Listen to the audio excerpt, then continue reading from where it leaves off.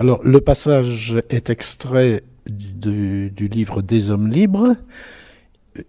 Il se situe vers la fin du livre et il décrit la mort du personnage principal, Antoine, qui va mourir dans des circonstances particulières. Alors, ça se situe à Saint-Laurent-du-Maroni à une époque où les Français essayaient d'implanter le bagne. Et les personnages qui interviennent là sont des Français qui appartiennent à l'administration pénitentiaire. On était bien au bord du fleuve, dans l'ombre fraîche. Antoine étendit les jambes. Son genou droit lui faisait mal. Ses épaules aussi lui faisaient mal. La vie devenait pénible. Peut-être c'était le signe qu'il était temps de la quitter.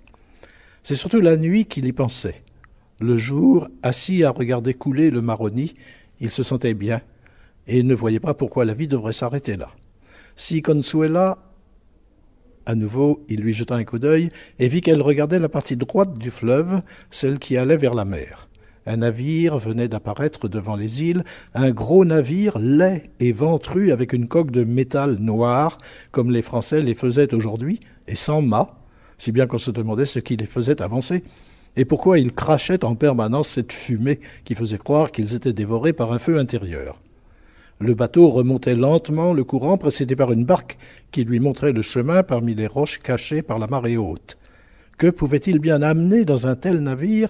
De quoi pouvait-il avoir besoin qui justifiait l'envoi à travers l'océan, qu'on disait si grand, d'un tel monstre? Que voulait-il faire sur les rives jusque-là presque intactes du Maroni? Bah, c'était là leur problème, un vrai problème de blanc. Ces gens-là étaient souvent difficiles à comprendre et tellement pleins de contradictions de toutes sortes. Consuela se leva et il l'imita. Si elle voulait rentrer, elle avait raison. Elle savait. Mais sa curiosité n'était pas satisfaite, et le même jour, 1 ou 2 heures avant que le soleil se couche, il revint traîner ses pas tranquilles de vieil homme au bord du fleuve, et cette fois-ci, il approcha davantage de l'appontement. Le gros bateau y était amarré, mais la marée avait considérablement baissé, et la position un peu penchée du navire indiquait qu'il reposait sur le fond.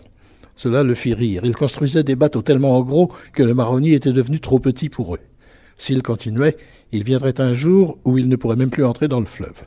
Leur vanité les ferait sûrement éclater avant longtemps. Rien que pour le plaisir de voir ça, ils resteraient volontiers quelques années encore en ce monde. Il y avait des hommes partout autour de l'appontement, ils s'affairaient dans tous les sens, et des charrettes sans attelage attendaient qu'on commence à décharger le navire, qu'une large passerelle reliait déjà à la terre ferme.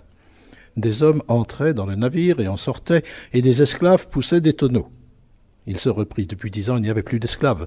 Curieux qu'il ait tant de mal à y croire. Pourtant, il en avait connu des Blancs qui réclamaient avec force l'abolition de l'esclavage, pour ne pas parler de son livre, qui avait fini par retourner à sa pâte à papier originelle, qui était un bon livre. Peut-être que sa cervelle commençait à rouiller avec l'âge. Non, il se reprit encore. Ce qu'il avait du mal à croire, c'est que les Blancs puissent se passer d'esclaves. La vérité était sans doute qu'il y avait plusieurs qualités de Blancs, certains qui pensaient et qui écrivaient, et d'autres qui pratiquaient l'esclavage dès qu'on ne les regardait pas. Contradiction partout. Et puis soudain, il se fit un grand remue-ménage sur le pont du navire, comme si quelqu'un avait marché dans une fourmilière.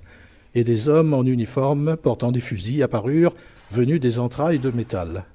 Antoine crut d'abord que c'étaient des soldats, mais non, c'était autre chose. Ces hommes étaient armés pour se protéger d'autres hommes qui sortaient maintenant en un flot continu, 2 par 2, chacun portant sur l'épaule un grand sac. Il portait aussi un uniforme, mais différent de celui des hommes armés. Était-il donc si dangereux? Qui était-il? Même à la distance où il était, il pouvait voir qu'il n'y avait que des blancs dans chacun des groupes. Qu'est-ce donc qu'ils avaient bien pu encore inventer? Il y avait là quelque chose qu'il ne comprenait pas, sur quoi son imagination butait. Il n'osait pas s'approcher davantage. Déjà, des blancs passaient non loin de lui et le regardaient comme s'il n'avait pas à être là.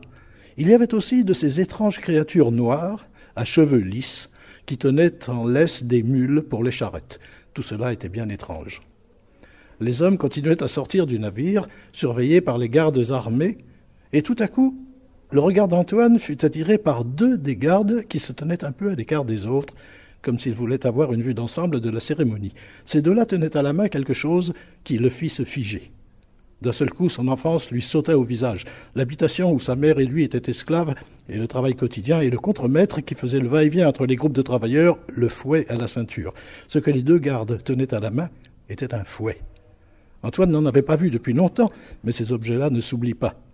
Et pendant qu'il regardait le défilé, la bouche mal fermée de stupéfaction, il sentit monter en lui une énorme vague que d'abord il ne comprit pas. C'était trop incongru, trop déplacé. Il ne voulut pas y croire, mais la vague continua à monter et finalement, elle le submergea. Le rire prit entière possession de lui déforma le visage, lui emplit la bouche, éclata dans tout son corps un rire gigantesque, incoercible, qui rebondit en cascade à l'extérieur de lui et attira le regard des ouvriers qui passaient à portée. Un rire immense qui prenait le monde entier à témoin, qui n'en pouvait plus de se répandre, qui lui secouait le corps, qui le faisait octer, s'étouffer, qui le pliait en deux, le jetait à genoux. Il tenta de reprendre son souffle, mais le rire lui emplissait la poitrine et n'en finissait pas d'exploser. L'un des coulis, qui tenait une mule, regarda avec stupéfaction ce vieil homme qui hurlait de rire sans raison apparente, et lorsqu'Antoine s'écroula, le cœur et les poumons bloqués, le visage marqué par une gaieté insensée, il se précipita pour l'aider, croyant que ce qu'il avait pris pour un rire était en réalité l'expression d'une douleur foudroyante. Et foudroyé, le vieil homme l'était. Le coulis le releva, et pendant qu'il tenait le corps, secoué encore par les derniers soubresauts de la vie, il comprit qu'il n'y avait plus rien à faire de cette hilarité qui semblait se prolonger au-delà de la mort. Longtemps par la suite, il revit en pensée ce rire extraordinaire, se demandant à chaque fois ce qui avait bien pu le motiver. Naturellement, il ne pouvait le savoir, et il finit par se dire que, à tout prendre, et puisqu'on devait mourir un jour, mieux valait mourir en riant.